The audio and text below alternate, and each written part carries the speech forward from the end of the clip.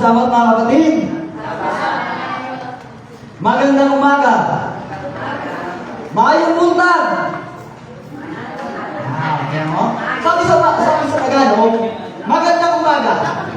Sabi naman sa Bisaya, maayong buntag. Sabi naman ng Maray. Ano daw po sa Maray? Maupay na umaga. No? Ano ba? Sa English, good morning. Di ba? So, kumusta po ang ating bagong taon mga kaibigan, mga kapatid? Happy tayo, no? So, talagang dapat na maging masaya tayo sapagkat panibagong taon, panibagong makipagbaka naman natin. Alam niyo ba, habang ako yung isip-isip, sabi ko ng gano'n. Aba, 11 months na lang, bagong taon na ulit. Di ba? 11 months na lang, kasi pag binilang ngayon, January, February, bagong taon na ulit, no? Ano na naman ang ating, ang ating wish sa ating Panginoon. Ngayon, ano yung mga gusto ninyo na mangyari sa inyo bago matapos ang taon nito? No?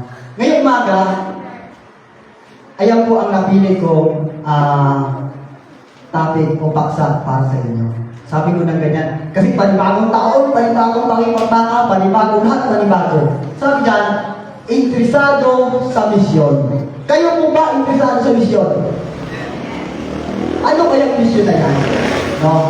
So, sabi dyan, interesado sa misyon. No? Alam niyo mga kaibigan, mga kapatid, ang ating motto ngayon taon ay sa 5 years ay grounded the Bible, focus in the mission. No? So, kaya ngayon, isa rin sa ating pag-aralan na mag-focus tayo sa mission. Noong nakaraang taon ba, kayo po ba ay nakapag-mission? Kayo po ba ay nakapaghayag sa ating Panginoon? No? Alam niyo mga kaibigan, mga kapatid, ang inyong maliit na lingkod, no? Hindi naman talaga full grabe ako sa paglilingkod, pero naranasan ko talaga yung paglilingkod ng mga nakaraang taon. Mayroong masakit, mayroong nakaranasan, at mayroong hindi masakit, at may masayang karanasan. At ngayon, ito po ay dalang-dala ng inyong maliit na lingkod, yung mga magandang karanasan. Hindi po, siyempre, alam-alam ko yung mga masakit na karanasan, siyempre, huwag yan. Dali natin yung mga magandang karanasan, no? Kasi yan po ay magpapalakas sa atin, no?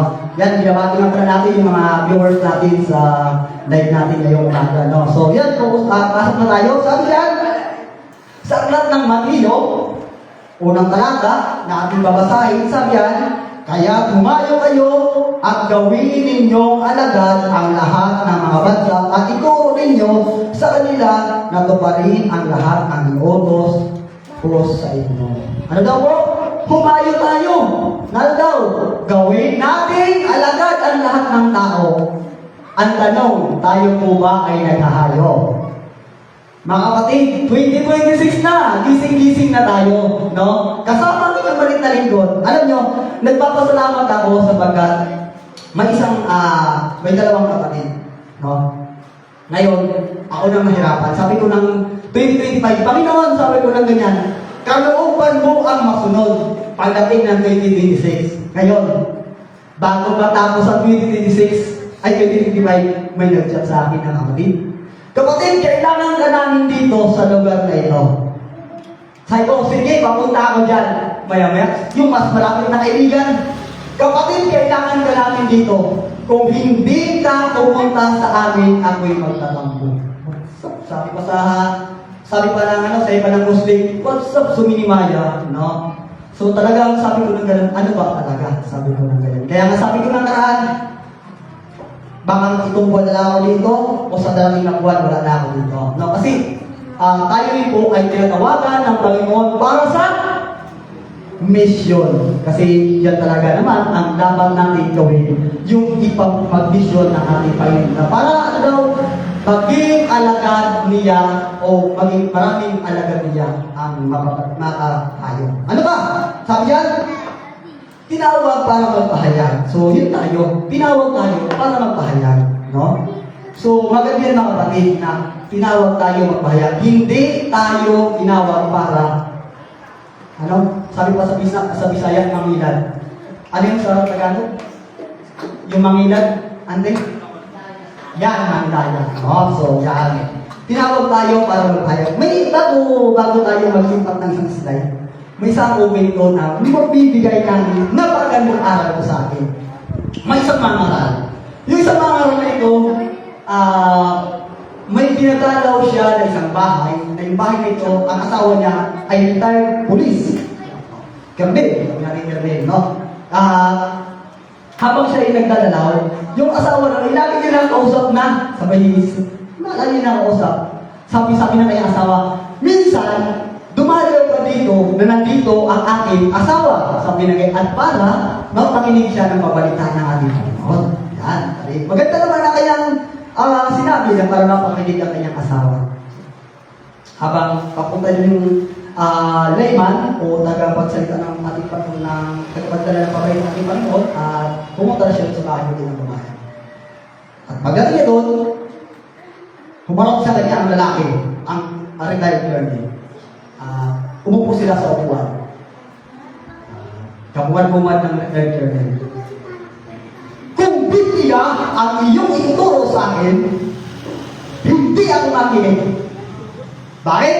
Sabi na ngayon, sapagkat ako'y maraming alagang baboy at aking negosyo ay paglilitsyon. Sabi na ganyan. Sabi ng lima nito, yung sa kapungot niya ba, sa Bisaya, sa kagalit. Talagang umalis, mas manlog, umalis din mas manlog. Lumipas ang mga panahon na dumaan, may tumawag sa kanyang cellphone. Tawag sa kanyang cellphone, kaya sinagot. Sabi ng ay, hello, brother, pwede mo ba pumunta ka sa ospital na ito? Sabi ng ganyan, at dalawin mo ang aking asawa. Yan. Tadi, pumunta ngayon si Liman sa ospital. Dating sa ospital, makita-kita niya ngayon ito si Hermel. Nakahiga na, may English na lahat-lahat. Kung sa Tagalog, nung hindi ba siya, kapa sa'yo yan! Nung pinahirapan mo, pero hindi niya sinabi na sa kanya. Para sinabi niya lang, yan, nung nandun ako sa inyo, hindi ka nakinig sa akin. No? Samantalang ang salita ng Panginoon ay magbibigay ng buhay. No? Kaya, ano daw? Habang tayo po ay nabubuhay para sa libutan ko, at hindi pa natapos sa 2026 ay pagpagamit tayo sa misyon ng ating Panginoon. At ipahayag natin ang kabutihan ng Panginoon. No? Bagamat yung lima na yun, may sama na loob talaga para sa hindi niya ginawa yun. No? At sa kanya lang, gusto niya lang ipunto ang kabutihan ng ating Panginoon. So, next slide tayo. Sabi yan sa aklat ng Marcos. Yan, sabi sa aklat ng Marcos. Sige, dito na lang. At yun ang basahin niya. Sabi ito, humayo kayo sa buong sanlibutan at ipangaral ang Ebanghelyo sa lahat ng kinalang. No? Sabi yan, o dinikha. So, yun nga. Yung halos hindi sila magkalayo ang sinasabi na ang namatay yung, no? Kasi yan ang Marcos at yung magkakapatilan yan. Ano daw po, kung makikita natin, sa lahat ng lilikha, walang pipiliin. Kahit may matapang pa na kernel, no? Pero, wag na, ingat-ingat din tayo kasi may mabaril, no? Masakit din ang tama ng bala, ay kernel na gaya din. Lagi may baril yan. Pero, sabi ng Panginoon, pagbihayin natin ang kanyang pagandang pabalita, mabasa natin yan sa aklat ng Psalm 92 na lagi tayo poprotektahan bahit tayo ay mapapasakop at lagi tayo magpapagamit sa ating Panginoon. No? Kaya sa yan, sa lahat ng lahi ay ipangaral ang Ebanghelyo ng ating Panginoon. Hindi lang po sa Del Carmen, at hindi lang sa San Crispin, hindi lang sa San Pablo, hindi lang kung saan-saan, at higit sa lahat, ipaabot natin sa lugar ng Santa Filomena. No? Mga kapatid, may ilang bisis na po ba tayo nagkaroon ng kusin sa Santa Filomena? May ilang bisis na tayo nagkaroon ng kusin dito sa Santa Filomena? Isang bisis, no? Okay. So, purihin ang Panginoon sapagkat may isang bisis na tayo nagkaroon ng kusin. Sa dating ngayon na 2025 at 2026, so gawin pa natin na magkaroon tayo ng kusin dito. Sapagkat sabihin, abutin natin sila, no? Ang mission natin ay ipalaganap ang Ebanghelyo sa lahat ng lilikha, no? Mapatagalog man yan, mapabisaya man yan, mapailonggo man yan, ang mahalaga yan, maabot natin sila. No? Ano ba? Sabi sa mga aklat ng gawa, yan, sabi yan, ano ang kapangyarihan para sa misyon? Alam niyo mga kaibigan, sabi yan,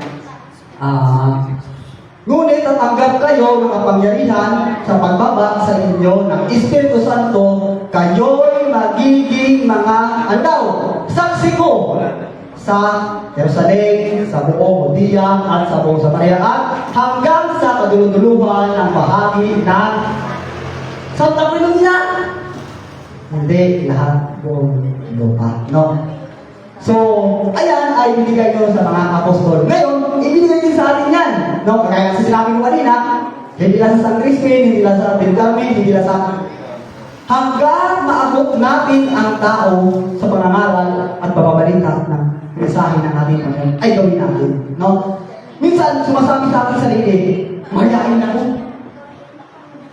No? Dumarating niya sa akin, ay sa atin na, ay, parang hindi ko na marunong magsalita ng pabalita ng ating Panginoon. Alam niyo dati, nung ako ay nagsasama sa mga aral, ang lagi ko lang sinasabi, mahal tayo ng Panginoon. Lahat tayo, wala na talaga sa Biblia. Sabi lang, mahal tayo ng Panginoon, gusto tayo ay maligtas. No? Alam niyo mga kapatid, sa simpleng salita lang yan, na sabihin natin sa kapwa natin, mahal tayo ng Panginoon, gusto tayo maligtas. Malaking impact po yan sa kanila. Mas lalong na sa samahan ninyo ng ngiti sa inyong mga mukha. Pero sabihin mo nga, mahal tayo ng Panginoon, gusto tayo maligtas. Ay, sinasabi ko sa inyo, wala makinig sa inyo. No? Bagamat may mga tao talagang ayaw kayong pahintulutan makarating sa kanila, tahanan. No? Pero mas marami ang mga tao na gusto tumanggap sa ating Panginoon. Ano ba? Ito po yung paborito na lahat. Yan, madalas natin narinig yan. Sige. Yan. No? Nakalinaw yan. Sabi yan, sapagkat kayo na lamang ang pagsinta ng Diyos sa sanlibutan, no? Kanyang ibinigay ang kanyang natanging anak upang ang sinumang palataya ay di mapahamak o magkaroon na buhay na walang hanggan. Tanong! Kung walang magdimisyon, mararating ba sa kanila yan? Di ba hindi? So, sobrang ganda ng talatang ito. Kung wala maghahayo ng salita ng Panginoon, paano makarating sa kanila yan? No? Yun ang isa sa mga magandang punto niyan, mga kapatid, mga kaibigan. Alam nyo, habang inaaral ko itong slide niya to, sabi ko, ito pala ay tumatawag sa inyo, tumatawag sa akin. Bakit yan mo? Kumusta ang mga kaluluwa natin na tulong para sa pag-imisyon? Alam ko naman, ang iba talaga nagpapagawin, ang iba naman ay busy lang sa trabaho, ang iba naman ay busy lang. Minsan nagdarating sa akin, kapatid, tara, magpunta tayo. Minsan nakapagsabi na rin ako, ay, pas muna ako, may gagawin. Pero totally, wala akong gagawin. No? Kaya alam naman, kapatid, sabi ko, nagpapasalamat ako sa Panginoon, sabi ko ng ganyan, na talagang, bagamat ang inyong maliit na lingkod kay Kristo ay ang hihina, patuloy niya tayong pinapalakas. Kaya, mga kapatid, tandaan natin, kung walang mag-mission o walang maghayo ng kanyang pabalita, ano ang silbi ng ganda ng talatang ito? Anong silbi ng sabi ng Panginoon na walang mapahama? Kung ito ay nanatili lang, yung ating Biblia sa bahay, inaalikabuhan na. No? Sabi ng iba dyan, narinig ko na yan, ang tanong, ito ba'y pinalagaan natin? Yan. So, magandang katanungan po yan. No? Kaya sabi yan, next slide tayo. Sabi yan, sa aklat ng Roma, yan. Sabi sa aklat ng Roma, sabi yan, paano sila maniniwala kung walang mga ngaral at kung walang mga ngaral at paano sila isinugo? Ay, sila sinugo. No? So, paano sila tinawag kung hindi sila Ay paano sila sasampalataya kung wala naman sa kanilang mga ngaral? Ano nga mga kapatid, tanong po yan, napakagati na may question mark, no? Kasi tinatanong tayo niyan, paano nga naman talaga sila mananampalataya kung wala sa kanilang magdadala ng pabalitan ito? No? So, napakaganda niyan na kaibigan, no? Sana, pagkatapos ng inyong maliit na lingkod magsalita dito, magbigay buwang sa ating puso at isipan ito.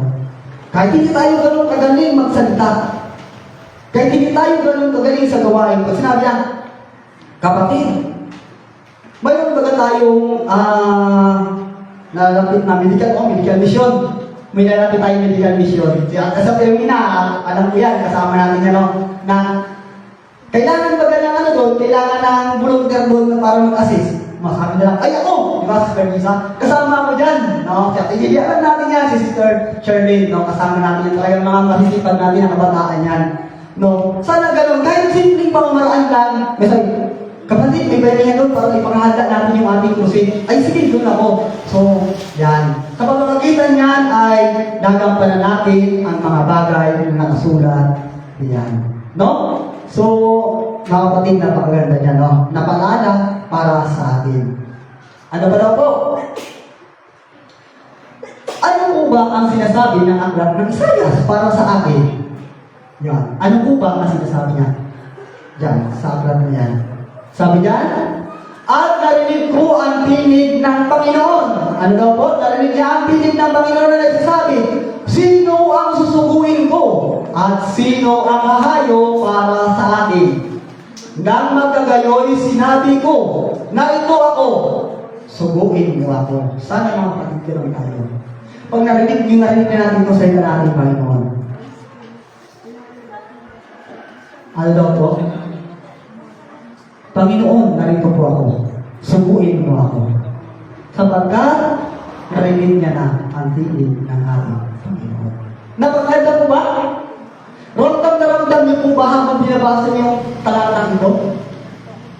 Na sinabi yan na narinig ko ang tinig ng Panginoon na nagsasabi, sino ang susuguin ko at sino ang hahayo para sa akin? Nang magkagayoy, sinabi ko, narito ako, suguin mo ako. Di ba mga kapatid? Baka sabihin mo ba na, narinig ko ang tinig ng Panginoon, ay, hindi ako dyan. Alam niyo, may ganun tao sa Biblia, kaya kanyo kung sino siya. Gusto niyo malaman kung sino siya. Yung taong ito, sabi na paano, pumunta ka doon sa Ninive. Wow! Alis, papunta ng Ninive, tumakas, pumunta ng Tarsis. Samantalang, tinig ng Panginoon yun. Mga kapatid, huwag nawang mangyari sa atin. Alam niyo ba ang nangyari? Dahil mahal siya ng Panginoon, alis na pumunta sa Tarsis, tumakay ng barko.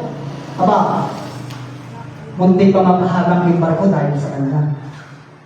No? Alam natin ang Biblia. Alam niya kung sino siya? Si Jonas, no, mga kaibigan. Tinawag ng Panginoon. No? So, mga taga-Santa Tuliminang, tinawag kayo pa, ay narinig ko ang tinig ng Panginoon. Ano daw? Aba, dito lang ako sa bahay, oy, mahirap magpunta dyan, nag-aulan. Huwag ka na kapatid sana, no? Nung marinig natin ang tinig ng Panginoon, ay ating, ang tugon natin dapat ay, narito ako, Panginoon, subuin mo ako. No? Ano ba? Sabi dyan,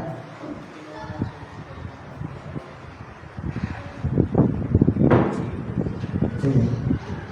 Sabi yan sa aklat ng Mateo, sabi yan, paliwanagin ninyo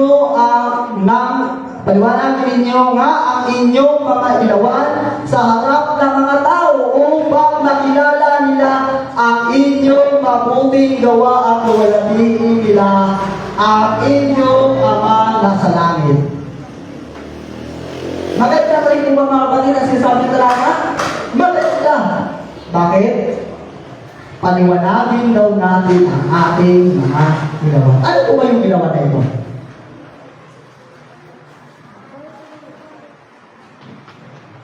Kagaya na lang. Yung inyong malitalin ko dati. Pag umuwi ng bahay, mga ganun-ganun, suray-suray. Ano tawag doon? Lasing. Lumiliwanag po bang ilawan? No. Para yung tumalong na paindap-indap na. No. Hindi mo masasabi mapaliwanag. Sa anong paraan ang magpapaliwanag na yung ilawan? Ito po ay nagpapasa ng Biblia, nagpapasa sa ating Panginoon, at binibigay mo ang gospel sa mga tao. Sa ganong pamamaraan, lumiliwanag ang inyong ilawan, mga kaibigan, mga kapatid. No? Kay linaw man. No? Kay linaw na gustong ipagod ng ating Panginoon. Ano ba?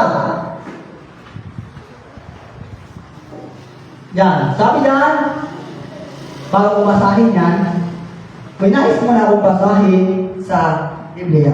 Hindi ko na po sinama dyan sa slide sapagkat masyado na mahaba. Sabi dito sa aklat ng Lucas,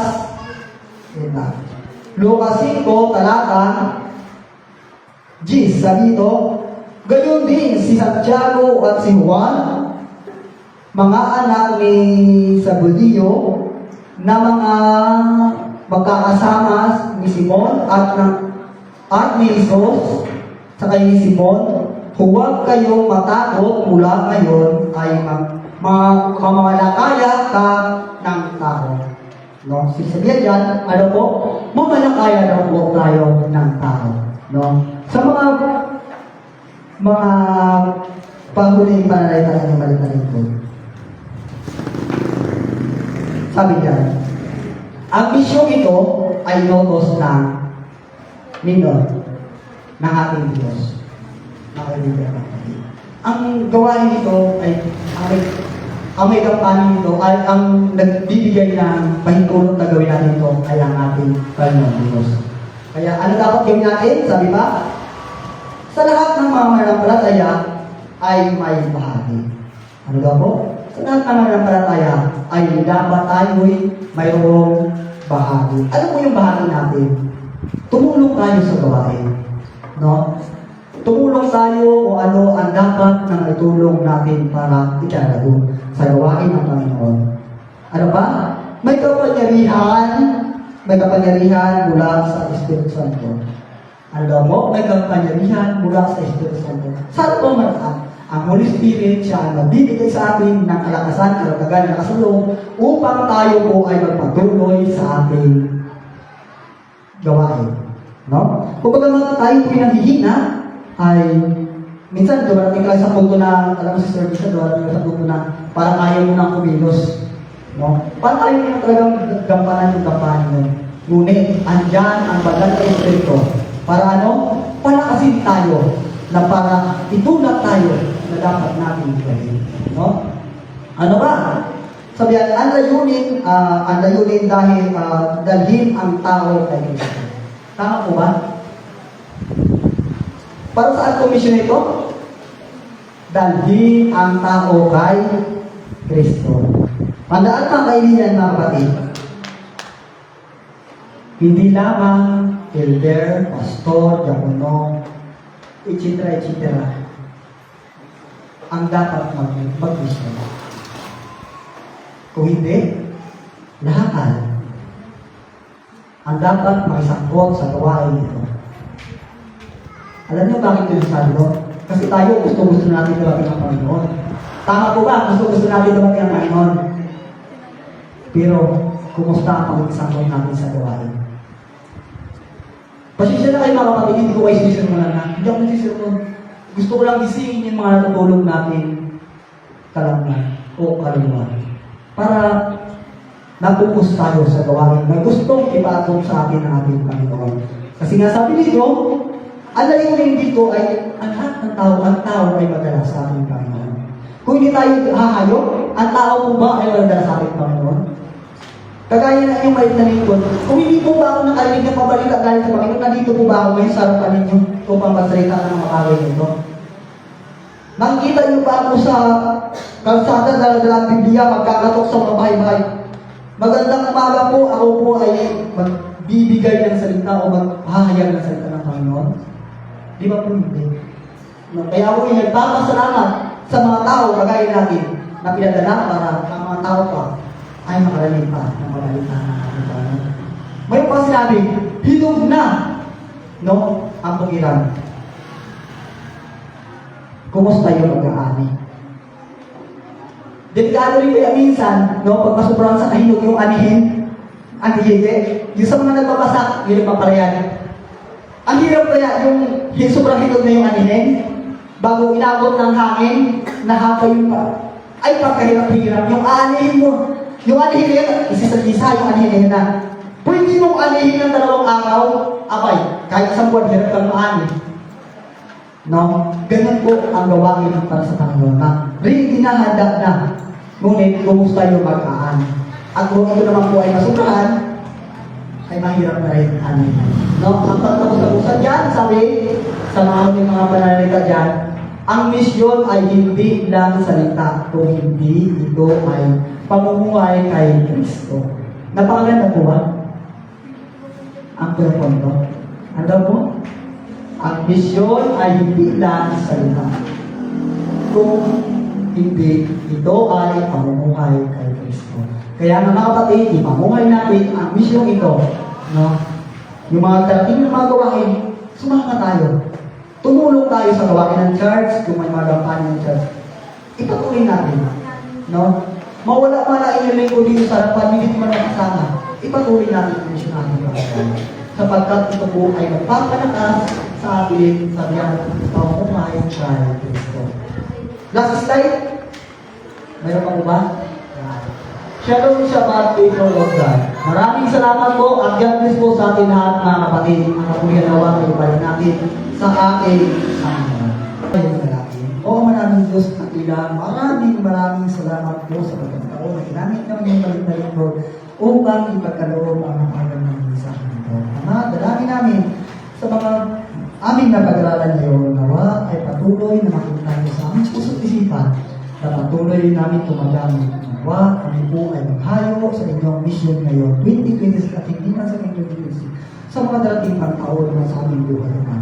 Patuloy nawa kami magpagamit sa inyo sa patuloy na ikalagok ng inyong banal na gawa namin sa buhay nito. Maraming salamat po na patuloy at yung tugon ng aming dalangin, kalakit na aming pagkatawad, na aming nagawa pagkasal kulang, basbasan nawa ang lahat ng mga patiran na lingkod. Sa mga oras sa pangalan ng aming tagapagligtas si Jesus. Amen.